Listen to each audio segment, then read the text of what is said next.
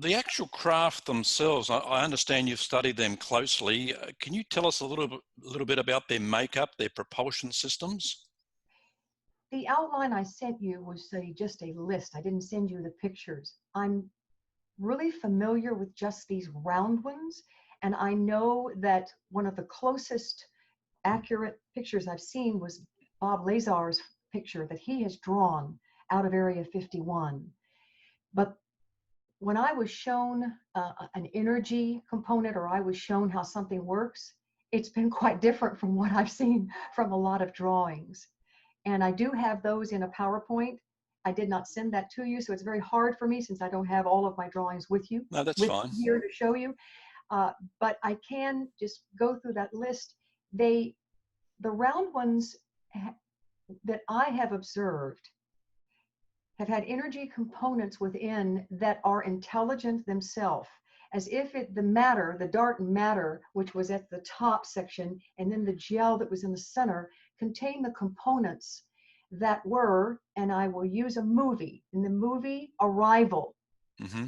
Beautiful actress that stands there in front with the cephalopods, or what is the proper name of, how do you pronounce those aquatic? My husband's not in here, so he knows the correct name. And she's standing in front of this huge aquarium-like picture, and I'm going, my goodness, it looks like the craft I was in.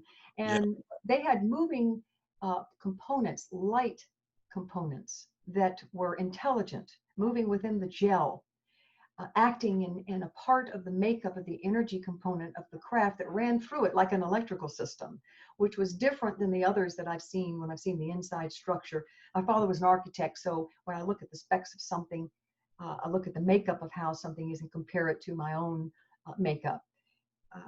So in the round ones, I've noticed it is the design, their color, the speed, the direction of how they're flying within the grid, the geo design, the metric pattern.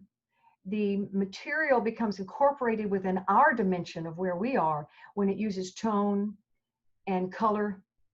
And if, like, say, if it's prevented from coming into our dimension here, our area here on this planet, it can be stopped by a laser beam or whatever energy booms that we have currently in the makeup in the military can actually stop them or bring them down. And they have their own cloaking systems. All of those components make up how they enter. And what's interesting is that we already have the capacity in our own flight component makeup with a pilot who is set within his own plane, and you can hook him up and have him fly from the thought pattern into the makeup of our own crest. Well, they've always had that. I mean, you could see that as a kid. I mean, that's not, some require a head, like you have on a head component there in front of you. Many of them have it. Some of them don't even require it. They just touch the panel with their fingers, and that sensitivity goes through the whole system, and they fly the craft with just their thoughts or the touch of their fingers. And that's a makeup part of it. It's exciting to look at it, and I just find it exciting. I may not understand it all, but it sure is. It's exciting to see it. Well, it sounds like we the human race are like millions of years behind these extraterrestrials in technology. Not really.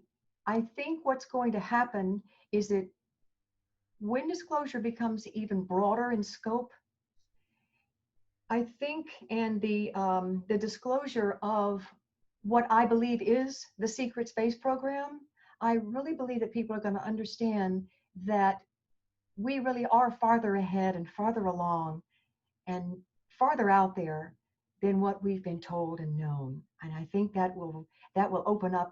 That's going to require a lot to accept within the paradigm changes, and is going to require a lot of anonymity and forgiveness for all of the programs that currently exist and have been going on for so long. And that's understandable. So now I understand better why disclosure has been trickling out for a longer period of time, because a lot of people have had to go in the background or pass on because it's going to be hard to forgive abduction against one's will versus those of us who have had free contact. And it's going to be hard to forgive those who have been working with aliens that haven't been very beneficial for mankind. I think that's going to be very hard. It's been hard for me to understand, Dean, the darker side of this. We have on our planet, and I just want to say this shortly, because I want to talk only the good. I really want to leave with the good. But we have trafficking, cannibalism, slave trade, and they do too. And there are good people on this planet, and there are good ETs out there. And the majority want to, from what I've seen, of all the species, and I haven't met all of them, only some of them, and they range from the exotic to the unusual to those who look like us to huge praying mantis types that are just unbelievable to encounter. It's just, it is truly unbelievable. And but they're beautiful creatures made by a God that cares for every living thing in this universe. Sorry, I'm like No, I get a little, it can get little emotional. teary-eyed at it. Yeah, I do sometimes. I don't mean to, but it No, happens. but and you've probably answered most of my next question, because I mean we hear about abductions where people are just traumatized. But I've spoken with you, and I've spoken with Kevin Briggs and some other people during the summit, and they've had nothing but good experiences. So I started to wonder, are the bad abductions, are they actually aliens or are they actually us?